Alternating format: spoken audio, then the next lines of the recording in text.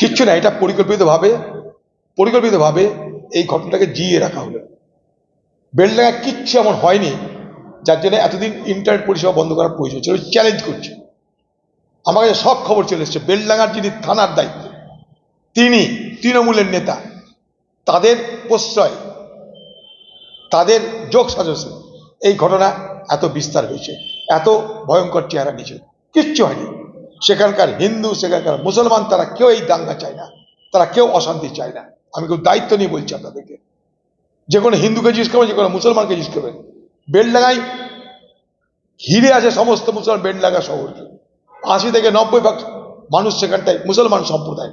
তাদের বিরুদ্ধে কটা হিন্দু সংঘাত করতে যাবে, এই ক্ষমতা হিন্দুদের আছে বলে আমি মনে করি না। সে মানসিকতাও নাই, সে হিম্মত নেই। এই বেলডাঙ্গা, যেখানে তিমির ভাদুরীকে নূর ইসলাম চৌধুরীর মতন একজন মুসলমান নেতাকে হারিয়ে বারবার এই বেলডাঙ্গার মানুষ তিমির ভাদুরীকে জিতিয়েছে, সেই বেলডাঙ্গা বরাবর সাম্প্রদায়িক সম্প্রীতির ঐতিহ্য বহন করে চলেছে।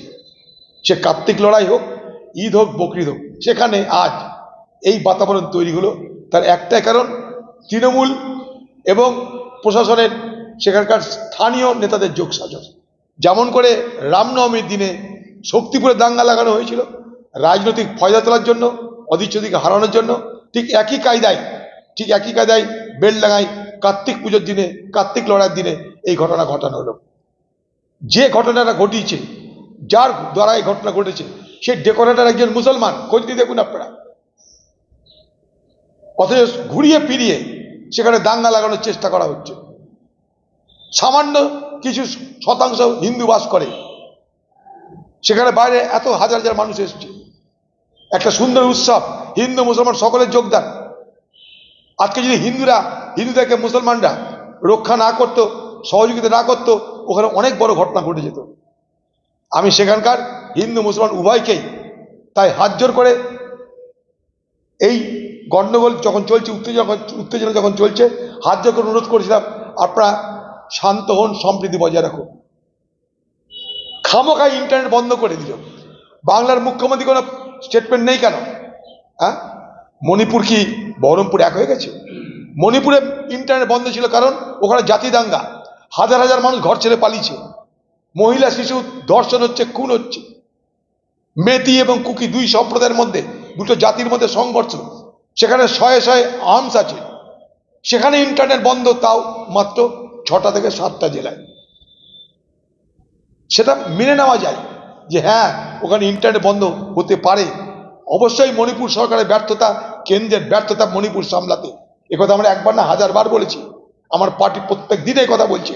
আমি গেছি মণিপুরে ওই অবস্থায়, রাহুল গান্ধী গেছে মণিপুরে আজও শান্ত হয়নি।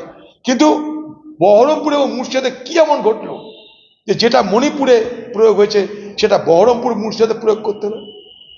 কি হলো এটা? তিলকে তাল করা হয়েছে, মশা মারতে কামান দাগা হয়েছে। হ্যাঁ, মশা মারতে কামান দাগা হয়েছে, তিলকে তাল করা হয়েছে। আরো বড় কথা, কালকে ছিল জুম্মাবার, মুসলমানদের জুম্মা পড়ার দিন, নামাজ পড়ার দিন মসজিদে।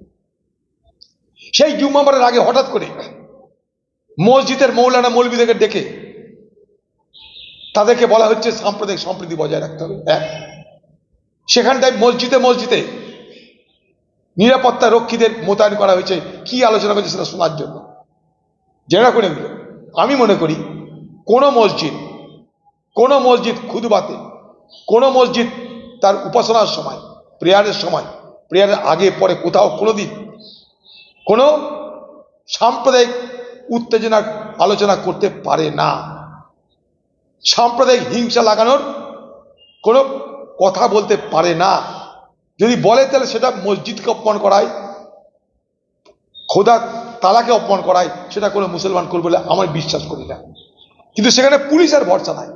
পুলিশ তাদেরকে ডেকে ডেকে বলছে যেন মসজিদ থেকে কিছু না হয়। কেন এই সন্দেহ? কেন মুসলমান সমাজের প্রতি তৃণমূলের প্রশাসনের এই সন্দেহ কেন যে মসজিদ থেকে কোনো অঘটন ঘটতে পারে? আপনারা জানেন কালকে বহরমপুরে বেলডাঙ্গাতে কিছু মানুষ এসেছিল কোনো কাজে, আমাদের লোককে তারা বলছে আমাদের তাড়াতাড়ি ফিরে যেতে হবে, কারণ নামাজের পর দাঙ্গা লেগে যাবে। বলুন। এবং সেই সমস্ত মসজিদে, প্রত্যেকটা মসজিদে কালকে প্রশাসনের পক্ষ থেকে কি আলোচনা হচ্ছে, কি বলে, তার জন্য সেখানটায় নিরাপত্তা রক্ষী সিভিল ড্রেসে মোতায়েন করা হয়েছে। হ্যাঁ, সিভিল ড্রেসে মোতায়েন করা হয়েছিল। কেন এই অবিশ্বাস? কেন? কেউ বলছে মুর্শিদাবাদে 30% হিন্দু, 70% মুসলমান, মেরে ভাসিয়ে দিতে পারবো, দিয়ে মুসলমানদের গরম খাচ্ছে, মুসলমানরা সে কাজ করছে না। কিন্তু উস্কানি কোনো অভাব নাই, এটা এক ধরনের উস্কানি আমি মনে করি। কোন অধিকারে তারা মসজিদের ইমাম মোল্লাদেরকে এ কথা বলছে? সেখানে পলিটিক্যাল লিডার হিসাবে, আমাদের পলিটিক্যাল কর্মী হিসাবে আমাদের কোনো রাজনৈতিক কর্মসূচি করতে দিচ্ছে না। আমরা বাড়ি বাড়ি গিয়ে, এলাকা এলাকায় গিয়ে আমরা বলতে চাই আমাদের কথা, সাম্প্রদায়িক সম্প্রীতিকতা, সে সুযোগ দেওয়া হচ্ছে না। কিন্তু তৃণমূলের নেতাদেরকে সেই সুযোগ করে দিচ্ছে পুলিশ। পুলিশ সঙ্গে নিয়ে যাচ্ছে তৃণমূলের নেতাদেরকে বাজার করার জন্য, রাজনৈতিক বাজার করার জন্য, রাজনৈতিক রুটি শেখার জন্য। বাংলাদেশের সঙ্গে এই